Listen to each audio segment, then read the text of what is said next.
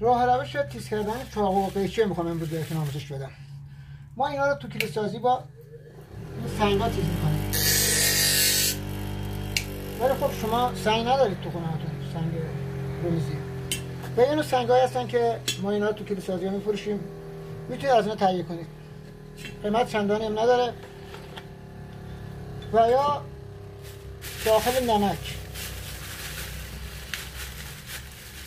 نمکی که میخوریم، چاقو چند بار قیچی یا چاقو بزن رو نمک در بیارید، بزن رو نمک در بیارید